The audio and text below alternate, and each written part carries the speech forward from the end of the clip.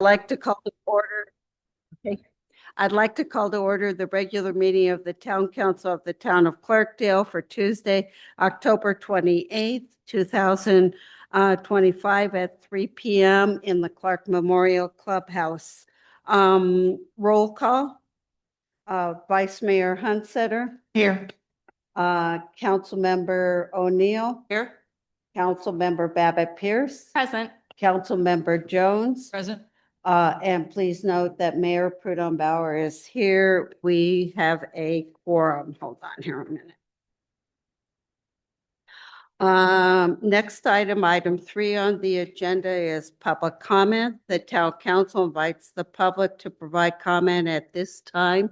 Members of the town council may not discuss items that are not specifically identified on the agenda. Therefore, any action taken as a result of public comment will be limited to directing staff to study the matter, responding to any criticism, or scheduling the matter for further consideration, excuse me, and decision at a later date. If you're interested in making a public comment, please come up to the podium when I call your name, or just come up and state your name and if you live in Clarkdale, and you will be given 3 minutes to speak. If there's anybody online, you will can just send a note in the chat, and our town clerk will enter you in to speak. So at this moment, anybody, I think I have one request for public comment. Ruth Wicks, come on up.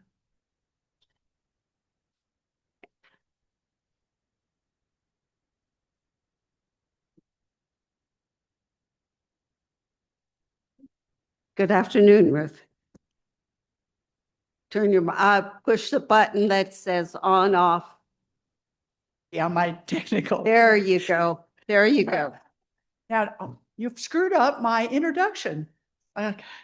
Madam Mayor, council members, staff, Chief of Police. I'm honored to be here. Thank you so much for your work for our town. My name is Ruth Wicks. I'm a retired educator. I've lived 49 years in Clarkdale, and I got a very good price for my home in those days. Our mayor, it seems awfully loud. Our mayor has been a leader in the area I wish to speak to you about. She places in all of her communications land acknowledgement statements, which recognize the Yavapai Apache's long history prior to our arriving, even their ownership of the Verde Valley. Thank you, Mayor. The first handout Charity is going to give you, I'd like for you to look it over. While traveling, I came across this monument of apology in recognition of Chinese Canadians' contributions. This sits in Victoria, BC, in front of Chinatown. Please take your time in reading the first page showing this monument. Does it elicit any thoughts about how this might apply to Clarkdale? The map.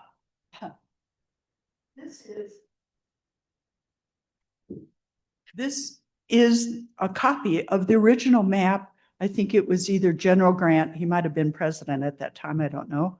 I think it was, 1875. So you can see that the Yavapai Apaches were deeded or recognized as owning or occupying this whole area. Of course, over the years, we changed the boundaries 2 times. You could say maybe we broke the treaty, and then we rounded everybody up at Haskell Springs and marched them in the dead of winter to San Carlos, and half the nation perished. So these things happened in my grandmother's lifetime. I arrived here in the early 70s. These proud people at that time lived in shacks with no water and no electricity. I'm sure you have other stories along these lines. Of course, our town shares our services that the general public gets or receives with the nation.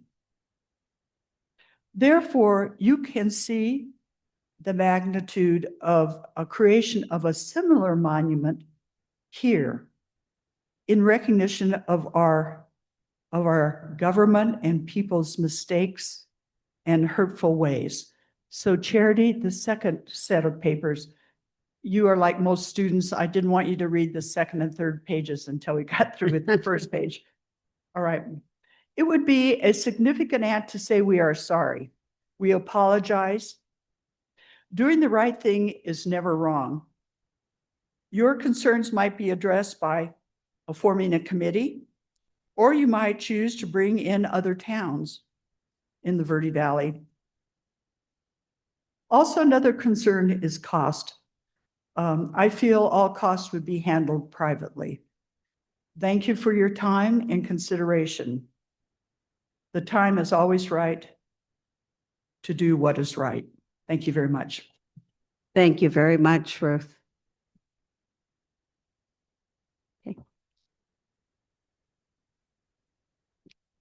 Good afternoon, council, audience, council members, and so forth. My name is Drake Menke. I'm a Clarkdale resident.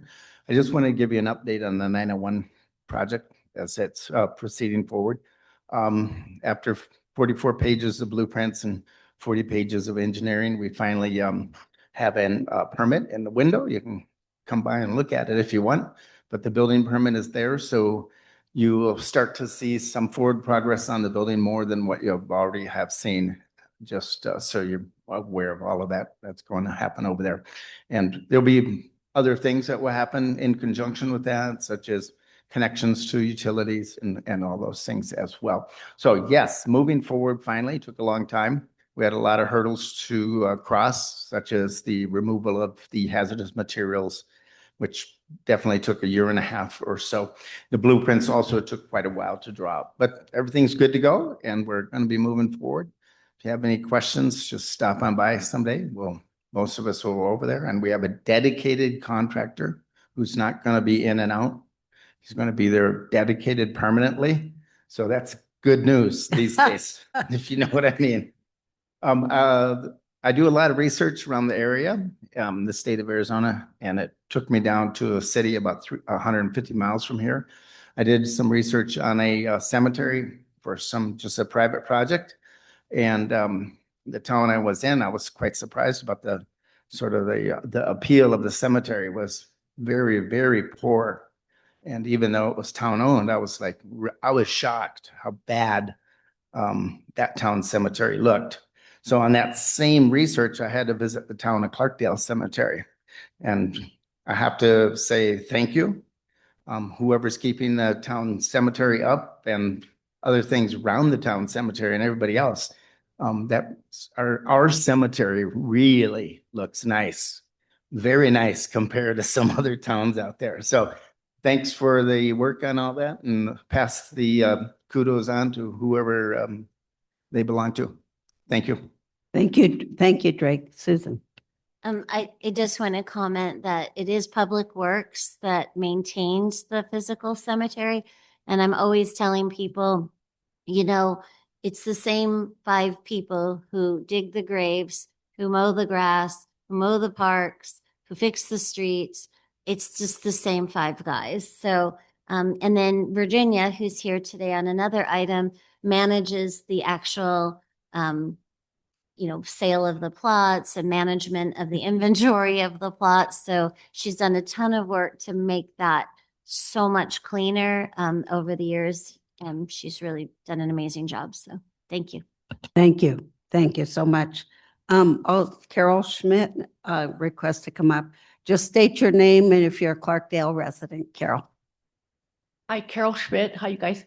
I am a Clarkdale resident. My concern is Crossroads at Mingus has had a water leak, and I'm sure that you're aware of it. They are finally working on it. It's 5 days of running water. I almost measured it today, but we finally saw guys that were there working. If water is as important as you say it is, and this is drinking water that has been leaking down our subdivision onto Old Jerome, across the street, down into the wash, it's a significant amount. Both sides of the streets, it's saturated the road, it's saturated one side of the lot. I mean, it's just, but we continually have problems because they have been exposed. But I expect when I call, and I talked to Christina yesterday, and she had an excellent idea, and I want to give her credit for it. She and I were talking, and I said, this is the 6th day of reporting. And she said, well, I'll talk to the director, and maybe we should just get some signage up. And I'm like, at least that way we know that you guys are responding to our concerns instead of having 5 people call every day. That's all. It's just, I'm concerned about water. I'm very conscious of water and water use, and I'm not getting that same vibe from you guys. That's all. Thank you. I think I'd like to have Susan respond. So thank you very much for speaking on that. And I can't imagine anyone saying we don't care about water.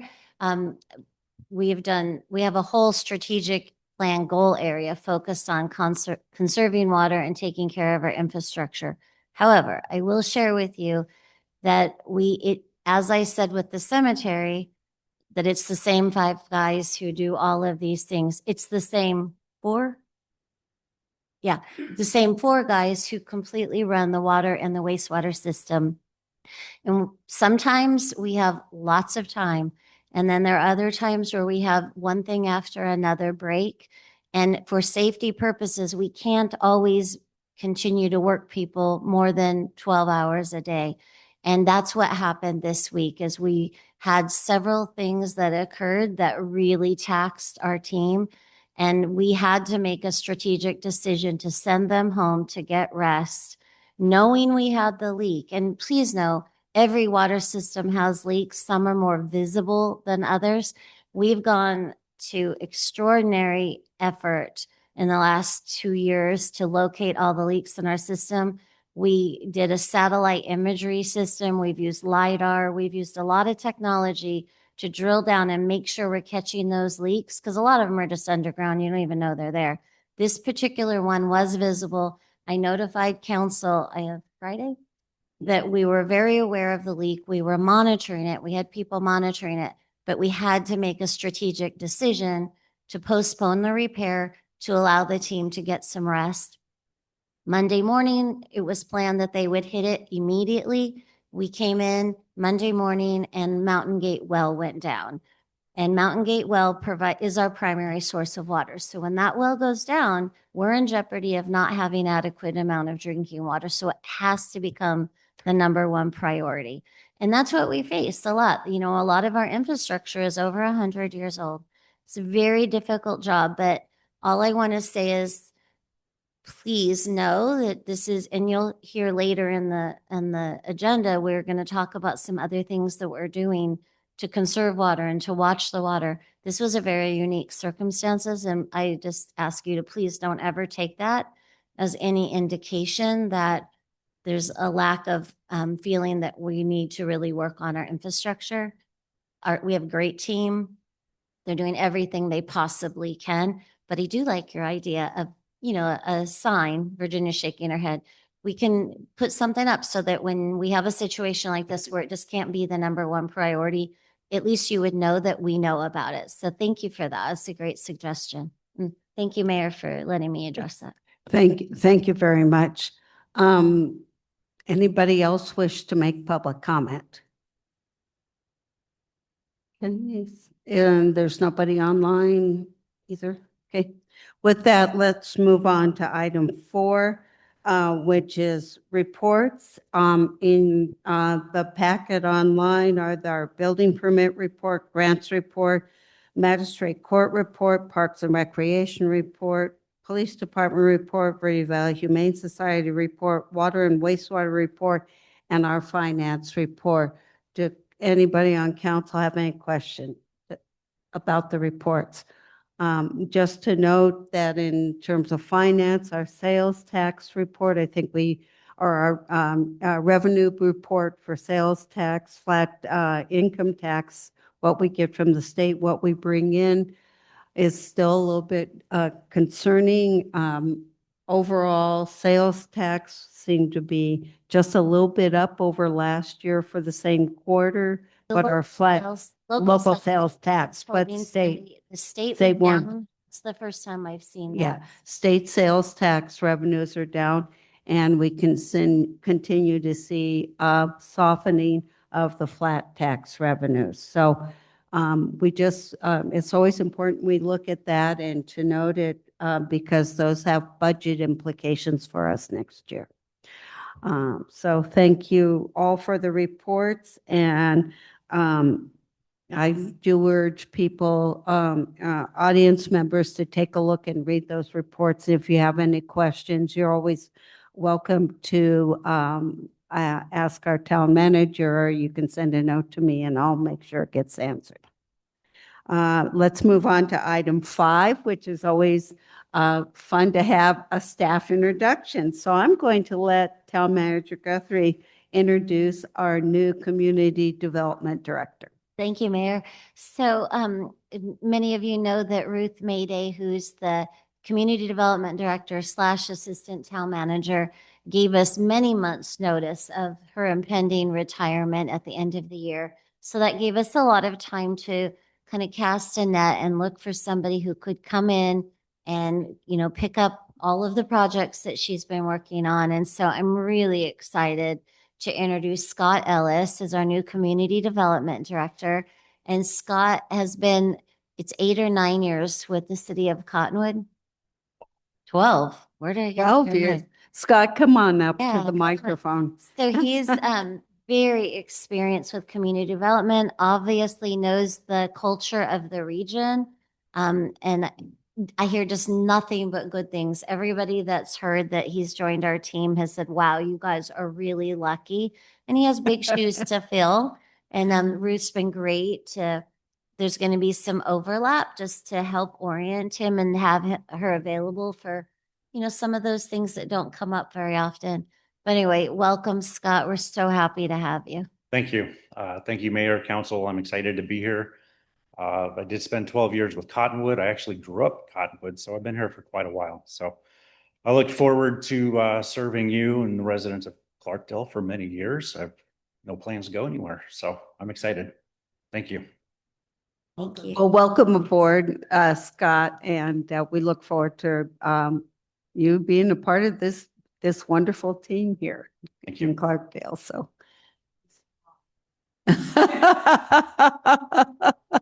And I have been getting a few questions. Of course, we're going to have a big party for Ruth's going away. Of course, we're having a big party for her. Okay, with that, let's move on to the consent agenda. We have 2 items on consent this afternoon. One is the approval of our minutes of October 14th, 2025. And the second one is a resolution making an appointment to Public Safety Personnel Retirement System Local Pension Board. And if you thought that we had completed our work at the last council meeting, this shows that we're not exactly perfect, but I love it. We do have one more appointment to make to that board, and that is item B. Do either one of these items need to be pulled for further discussion? Okay. Hearing none, I will take a motion to adopt the consent agenda items A and B. So moved. Is there a second? A second. It's been moved by Councilmember Babbitt Pierce and seconded by Vice Mayor Hunsetter to approve the items A and B on the consent agenda as presented. All those in favor say aye. Aye.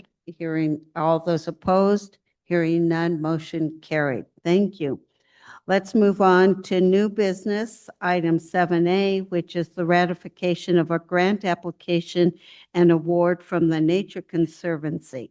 This is to discuss, consider, and act upon the ratification of a grant application and award from the Nature Conservancy for $12,500 for an update of Town Code Article 19-11 Drought and Water Shortage Preparedness Plan and a new Water Conservation Code. So I would like to have Virginia Smith come up to speak to this. Welcome, Virginia. Thank you, Mayor. Good afternoon, Mayor and council members. Back in January, we hosted the Growing Water Smart workshop. Our Clarkdale team was comprised of several different people from council, staff, and the community. And we came up with some goals and action plans to help with our land use and water management. One of those action items was to take a look at the 20-year-old drought and water shortage preparedness plan and how it was incorporated into our town code. It is kind of complicated, not very clear. The pieces are disjointed. So we needed a rewrite there, as well as move some of those items into a water conservation code that could be looked at through the year. We went to Ardura, which was our town engineering firm, and asked for some assistance to get some ideas for water conservation best practices, and they returned with an additional service agreement for $15,000. Well, our water conservation fee is very small on everybody's bill, so we have a very minimal amount. It's like right around $20,000 that we've saved up through the years. We applied for a grant through the Nature Conservancy to help fund that ASA, as well as we'll have to pay some for the ASA and to get it codified into the online code and outreach. Our goal is to have it all incorporated before May 1st, when we would normally retain the strategy 1 into the summer. We'll hopefully have it all reorganized, brought to council, and approved by that time. Okay. And TNC was gracious enough to award us the grant for $12,500 toward that goal. Great. And Any Virginia questions? wrote the grant. Virginia wrote this grant. Yes. Thank you, Virginia. Any questions or comments for Virginia? So just to clarify, Ardura will be doing the plan. We just got support to fund it.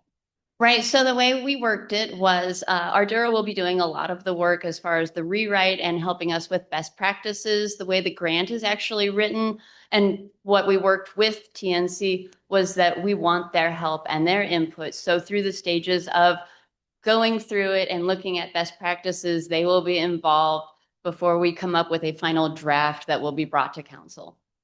Super. Thank you. Great, thank you. Yes, Lisa.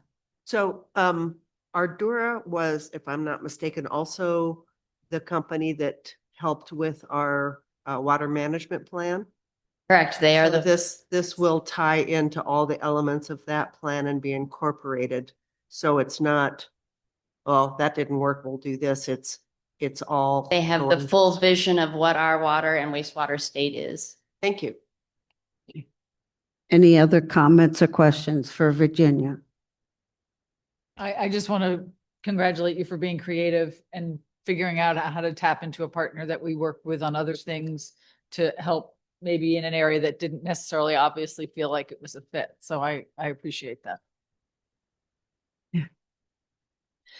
Yeah, just a few comments. Thank you.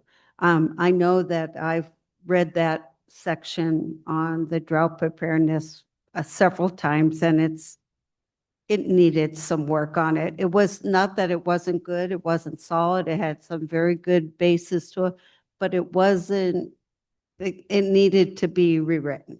So I'm glad to see this coming forward and that we're partnering with the Nature Conservancy on it, and that Ardura is going to give us good best practices around this.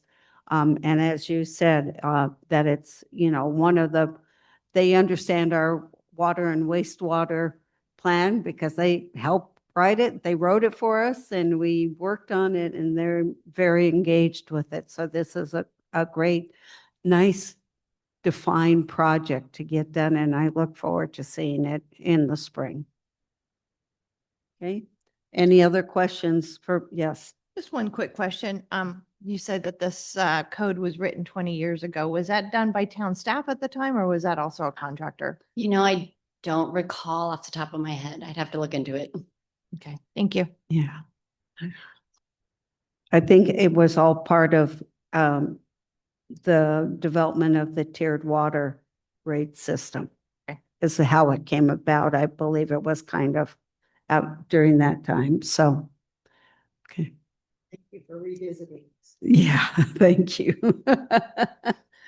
With that, if there are no other questions or comments, I will entertain a motion. Madam Mayor, I move that we approve the ratification of a grant application and award the Nature Conservancy for $12,500 for update of the Town Code Article 19-11 Drought and Water Shortage Preparedness Plan and a new Water Conservation Code, and authorize the town manager to execute all documents. I'll second. Okay, it's been moved by Councilmember Babbitt Pierce and seconded by Councilmember O'Neill to approve the ratification of a grant application and an award from the Nature Conservancy for updating our Article 19-11 of the Drought Water Shortage Preparedness Plan as presented. All those in favor of the motion, please say aye. Aye. All those opposed? Hearing none, motion carried. Thank you so much, Virginia. Thank you, council.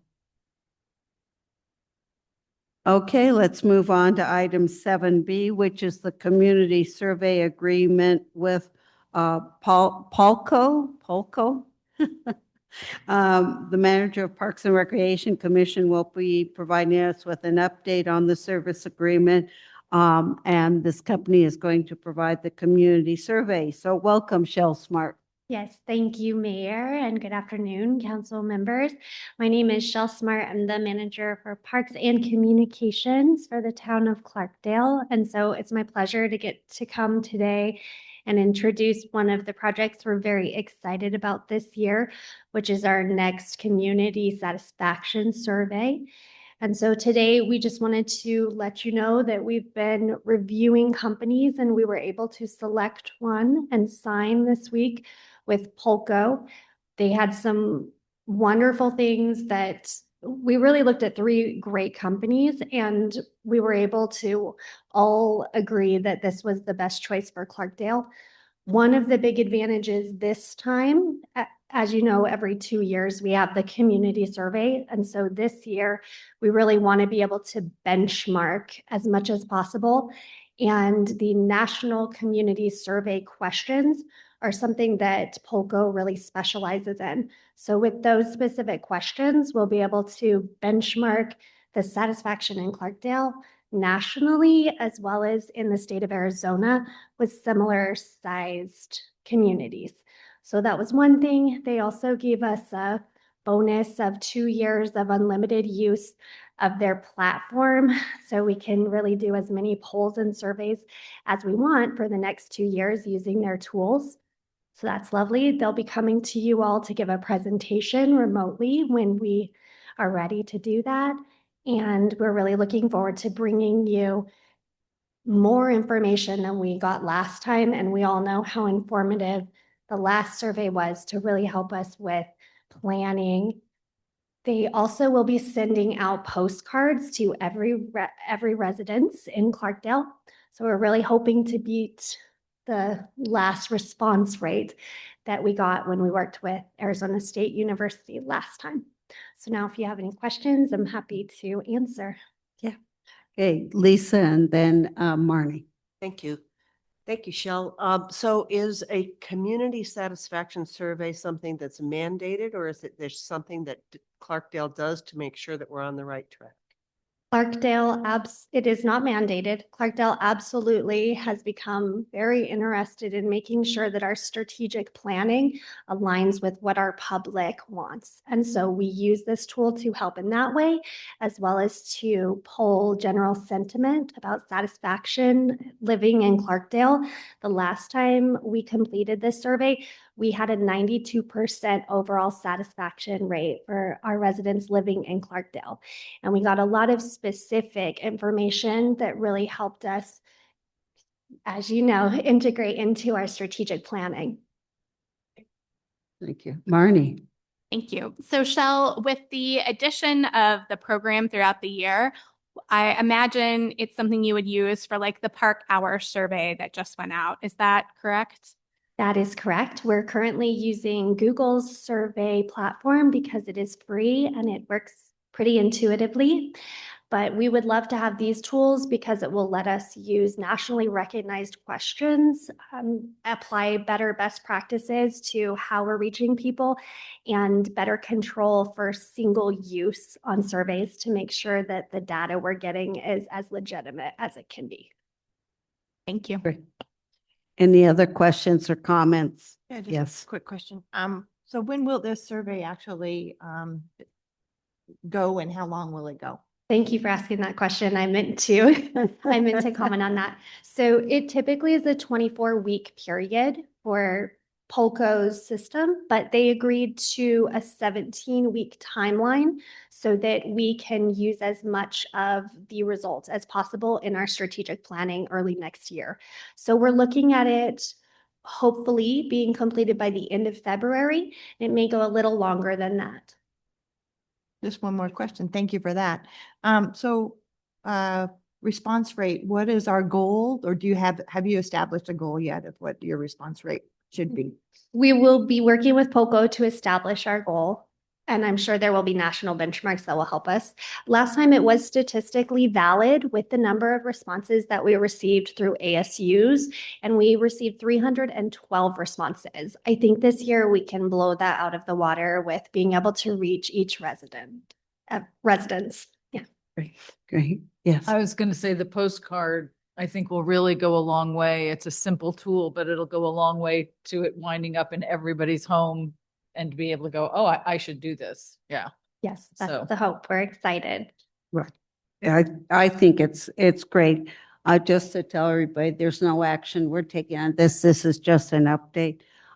Thank you. I mean, first of all, you got extras for the $12,000 you spent it, so that's really great, and be able to use their tool to add on throughout the next couple of years once we do the survey. And I agree about the postcards with the QR code.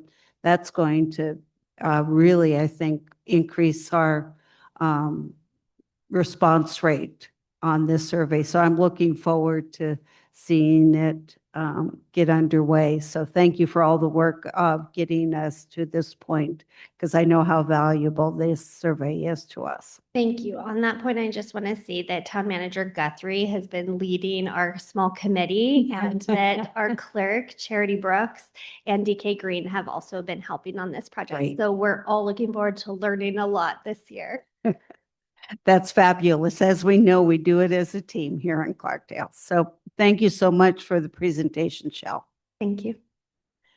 Okay, let's move on to item 7C, updates from town manager on several items. Our town manager, Susan Guthrie, wishes to just share with us today. Thank you, Mayor and Council. It's just a few items that I thought were worthy of sharing with everybody in the community. The first thing that I wanted to just mention is we are really running short on candy this year, which sounds like a silly thing, but Halloween is a huge part of our small town culture. And we work really hard to keep that going. And the Parks Department has, they've really crushed it this year on all the community events. But the cost of candy has gone up. So the amount that we budget to buy candy and then provide it to the Main Street, the downtown Upper Clarkdale residents to pass out, we were not able to buy as much as we normally would. And then donations are a little down as well. So I just wanted to remind everybody about how, when we do strategic planning, you all talk a lot about let's keep the small town culture. This is really why people want to live here. So we just need a little bit of help to make sure that we get enough candy, because it's a big impact to those residents who, we block off their streets and thousands of kids, go and trick or treat. So we feel like we want to help those residents. Do you have a question? So if we want to make a donation before Friday. So if you want to make a donation, you can just bring by bags of wrapped pieces of candy. It can't be just loose candy, but wrapped pieces, and drop them off at Town Hall, the admin building, which is downstairs from the library. Or you can make a financial contribution in the same manner, and we will go and buy the candy. We do have a discount. It's through Fry's this year, right? Where we're buying the candy? Okay, good. Okay. Okay, good. Yeah. So we always ask the store to give us a discount, and usually they're pretty good about it, but just hasn't gone as far as it normally does. So thank you. Next, anything on more on that? Anything else on that? I know I went and bought my candy for my, my own hangout spot I'm staffing with my significant other with Bud. And so we bought our own candy to hand Thank you. out there. Thank So you. Appreciate it. Okay, the next thing I just wanted to update everybody on is last week we had just so much going on. It was insane. And so I just wanted to touch on each of the events and why we, we're excited about it, what we think we gleaned from it, and to thank everybody who helped. So the first event was, as many of you know, Vice Mayor Hunsetter sits on the NACOG Executive Board, and they asked us to host the NACOG regional meeting this time. And so there's a lot that goes, it sounded like, oh yeah, of course we will, but there's a lot that goes along with that. And so it started on Wednesday. We did an economic development tour. The school district, Councilmember Jones was nice enough to reach out to them. They were willing to share their brand new 100 miles on it electric bus for us to use for the tour. So that was really wonderful. And they provided a driver and everything. And then the mayor led the economic development tour. We took a busload of people and showed them everything that is special in Clarkdale, but also everything that is going on in terms of infrastructure improvement projects, economic development projects, everything about Clarkdale. And people are just blown away because we have a lot going on. So thank you, Mayor, for leading that. I think people got a lot out of it. That was immediately followed by, we hosted the barbecue. They always do a welcome reception for the board and members. And we decided to do it as a barbecue at Selma Mangini Park. And so, and all the hard costs are reimbursed by NACOG, but it's still a lot of work. And Councilmember Hunsetter went and bought groceries at Walmart. I went to Costco, but the whole team chipped in to come help set up and just make it a really great experience for the people who are coming to visit our town. They hosted the meeting at Chewauquee Inn, which is a big economic impact for us. So that's why we do things like this, is to get people into town, seeing how great it is, spending their money.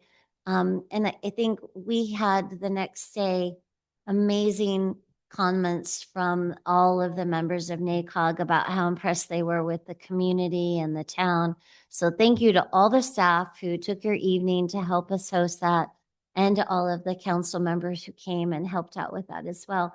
And I will tell you that the next day was the actual NACOG meeting, and one of the items that was on the agenda was community development block grants and how the whole distribution method would happen. And there was some concerns that we had with that agenda item, and we had done a lot of work to propose a better option. And all of you helped convince all of our other communities in the region that this was really the best path forward. And so it was a unanimous vote to support that proposal. So Clarkdale will receive that grant next year, 2026. But then from that point forward, we'll receive it every 3 years versus what used to be every 4 years and what was proposed at every 6 years. So every 3 years, it's about $300,000. And so starting probably around December, we'll start having public hearings to identify what projects that we'll do with that money. So we have a few ideas, but we always open it up to public for ideas. Also last week, we hosted, it was just a fluke that all this happened on 1 week, but we hosted the Sustaining Flows Council and the Nature Conservancy planned a whole legislative tour. So many members of the legislature and Also, many members of the WIFA board came on a tour, and one of the stops on the tour was Clarkdale and our water campus. And the team just did an amazing job preparing the campus and preparing the comments. Lou spoke, I spoke, Josh spoke, Councilmember Jones spoke as a member of Sustaining Flows. And we really talked about our vision for that campus and the $1 million grant we got to do all the design for that plant, and, discussed what further funding we'll need to create a lot of redundancy in our water system. So anyway, I just want to thank all the council members who helped out, community members. The brewery came and actually did some pouring to demonstrate that we have a good wine industry here and a brewery here. So it was an amazing event. And I just wanted to open it up for both the NACOG events and the Sustaining Flows legislative tour, if you guys wanted to add anything. Thank you. Yeah, I would also like to extend my thanks publicly. I mean, when I first came with the proposal months ago, I was like, hey, what do you think about? They're asking if we'll host. I think we have a lot to be proud of in Clarkdale. And it did. It took every single staff member to pull this off, and everything from the chief doing the barbecuing to team members putting together beautiful centerpieces. I think it was a fantastic way to show off our newest park, our just, highlight that. I will say that our board chairman was like, oh my gosh, this is just so nice to just be able to come and relax and have some good home cooked food and not have to do anything. And he goes, this is great. It's like, I've been running around all day. He had driven, I think, from New Mexico all the way back. And so he just said this was just the perfect thing, perfect way to end the day. And of course, it was wonderful being able to meet over at Milwaukee. That conference room was full. It was great participation. As a matter of fact, our CEO made the comment that this was the best attended meeting that they'd had all year for participation. A lot of members tend to join via Zoom, and there was just a lot of in-person presence. So the whole thing was just fantastic. It was amazing how everybody pulled together and pulled off a beautiful event, and just a wonderful way to showcase what we have here in town. So thank you to everyone. Laura. Yeah, I mean, the way that Josh and his crew got the water campus to look sparkling, which sounds maybe funny, but it really did. And people were impressed. The legislative tour started in Camp Verde and came all the way across the valley. And people were impressed with the organization and the sense of mission that we have around water, I think. And they appreciated that we thought, like, this is the end of a long day. Let's give you some refreshments.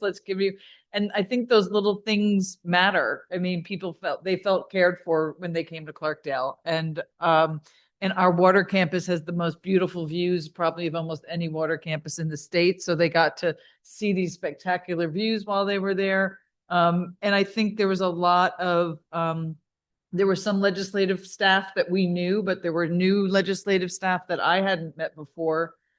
So it was a really good opportunity for them to be able to see what we're doing in person. So when we do put in proposals, that they have that visual reminder of, oh, I've been there. I know what they do. I see how they care. And I think that will help us with any kind of particularly legislative grants that we go for. Thank you very much. Any other questions on that? No, I just wanted to say thank you to everybody who worked on it. Again, we can't say it enough. And we know about that water leak, and that weighed heavily on us. We do. So, it is priorities getting all of this done. But it was a great event. I enjoyed just being a little part of it, doing the economic tour. And I said to everybody, I said, look at, again, the sun shines on Clarkdale. And it was a beautiful evening the next day, all the way through Friday. So we show our best in building relationships and making connections because we know it's going to benefit us down the road. And I thank everybody for their leadership in doing this over the last few days. Thank you. Were you going Go. to touch on the legislative session or Oh, panel yeah. discussion Thank that you. happened?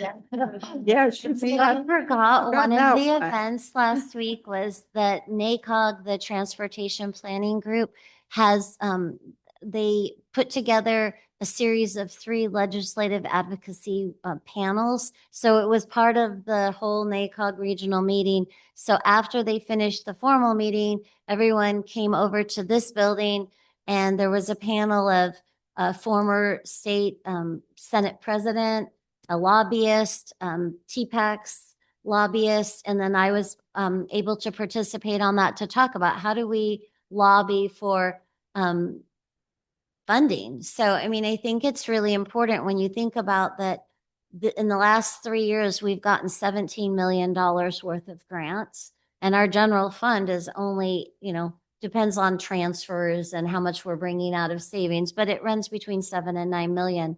So, there's a method to the madness. We're not just trying to be nice and hosting people, but these are the people that we're going back to and asking for money. And we laughed because one of the people that came on the tour was Morgan from WIFA, who manages all of our grants. I mean, we talked to this lady like weekly, and I had never met her in person. And she came up and she introduced herself. And I mean, what a great experience. And she spoke so highly of our engineering firm and our grants team and our staff of how good we are at administering these grants. And, we're always critical of ourselves. So it's fun to hear that feedback. So thank you for the reminder.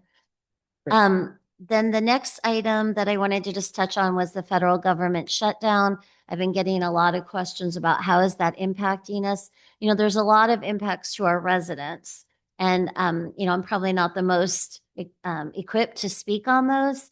But I mean, we have grave concerns about the loss of health insurance for some of our residents, the cessation of SNAP benefits. It's really going to start hitting our residents. And I think we all need to be aware of that and do whatever we can to help our neighbors. But on the municipal side, we currently have 2 federal grants that we're administering. And all told, we have probably about $1 million of expenses that are waiting for reimbursement. All federal grants pretty much are you spend the money, they reimburse you. So this shutdown has shut down those operations. So we got a letter from EPA on the water campus. We had submitted a $260,000 reimbursement. And they said, just so you know, we're not processing anything until the shutdown ends. And then we have another federal grant with monies outstanding as well that we're waiting to hear on. So I wanted to keep you apprised of that. We kind of were a little worried about this when we put together the budget. So we put a lot of money in contingency should anything like this happen, just to make sure that we stay within the law and have a balanced budget. But I did want to share that with you. I'll keep you posted as we learn more. But it is very concerning, but I think we did prior plan for this eventuality. So Thank you. And then the last item that I just wanted to update you on was the Ion Water. And I was really going to just talk about how much, and I'm so sad that the people who came to express concern about water loss didn't stay for this piece, but we, as you know, we got a $564,000 grant from WIFA to change all of our water meters out. And some of ours were pretty aged. So it was great timing, but we were able to switch them out with cellular meters. And as part of that, there's technology where it alerts us and the residents through an app anytime that there's a leak in the system. So, there's parameters set up and it will give us an alert. So I've been reporting on it each week in the e-newsletter, but I did ask for some cumulative information, and this will become a KPI for the future. But what I was told today was that since we've started it and we've done the customized alerts, that has resulted in 74 contacts or contact attempts for a potential savings of over 3 million gallons of water. So it's huge. And we're not even done. I think we still have about 800 meters to install. Yeah, we're about halfway done. So we're seeing that kind of water savings only halfway through implementation of Wow. this program. So we're really happy about that. It's doing what we wanted it to do. So, and I did want to just talk a little bit about process of how this is working, because I'll admit that I didn't have all the facts. So what happens is we give a list to one of our water employees to just go out and install them, and they're just going to the curb and installing those. If there's a flag on your account, they're supposed to knock on the door, but only if you've asked for that type of contact. Generally, it's pretty transparent. They look at the water meter, they see if it's running. If it's running, they don't remove it. They wait until it stops running. So if you're in the shower or whatever. So as soon as it stops running, then they swap them out with a new one. It takes moments to do this. It's a very quick process. Then you won't have access to the app immediately, because it takes one billing cycle for you to be connected in that way. So at that time, at that billing cycle, when you are connected in terms of being able to access the app, staff send out a letter to that resident. Hey, you got a new water meter. You have the option of getting on the app and setting up your own alerts. So that's sometimes, if they've done yours very early in the month, it could be a few weeks before the billing cycle ends, and then you're able to lock in. And so that's why we delay with that letter, because if we put it on the door, then you don't have immediate access. And so that can be frustrating. So we have a little bit of a lag until the billing cycle. Did I get all of that right, Virginia? Okay, good. But we are phenomenally excited about the savings that is resulting from this program. So I think that was my last update. It was. Think so. Any questions for Susan on any of this? I mean, 3 million is huge. When we say that, it's huge. Thank you. I'm glad we have gone down this path. Yes, Lisa. Would you please explain to people what WIFA is? Water Infrastructure Finance Authority. And they receive federal funds and state funds, and their focus is to help fund water infrastructure, particularly in rural areas. So we have several grants through them right now. Our Third North Sewer project, we did a loan with a $600,000 forgivable grant with them. Our cemetery recharge project, we got a $900,000 grant from them that kicked off this week. We have the water meter project with them. And we also got another grant from them to design purple pipe to take effluent to our parks for watering, treated effluent to our parks to water, because that'll save us we estimate about 2 acre-feet a year. And eventually the contract that we have with Ardura to design that system the design will include all the way to the cemetery, so that we then could water the cemetery with that treated effluent. So I probably am forgetting a couple, but we have a lot of grants with them, and we've worked really hard to form a good relationship with them and to show how hard we're working. And we focused a lot in that legislative tour on all the money we're putting in, because sometimes it looks like we're just walking around with our hand out, but we also are spending a lot of our own money, and being able to explain how we piece together the financing. I think this year our CIP has $27 million worth of projects in it, and we're funding those by a lot of different methods, and it's a puzzle. And every year, the team works together on figuring out how are we funding these. Some of it's donated land. Selma Mangini is donating a portion of land that we need to do the water campus. They also donated a strip of land at the cemetery that we needed in order to do that project. So, we're working with our citizens, our businesses, federal, state, local agency, charitable organizations, trusts. So we're getting money from a lot of places to get all of these projects done. Great. Thank you so much for the update. I think it's really important that we hear all of this stuff, all the really good stuff, and sometimes some of the stuff that will affect us down the road, like the federal government shutdown, however long that goes. And hopefully not too much longer, so we can start getting reimbursement for those loans out there. Let's move on to item 8, which is future agenda items.